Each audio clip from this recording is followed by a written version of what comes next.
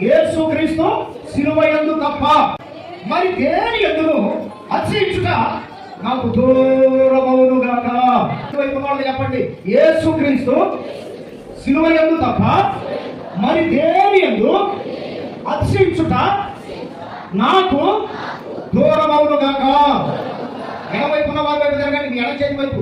యేసుక్రీస్తు సిలువయందు తప్ప మరి దేని యందు అతిశయించుట నాకు దూరమవును గాక.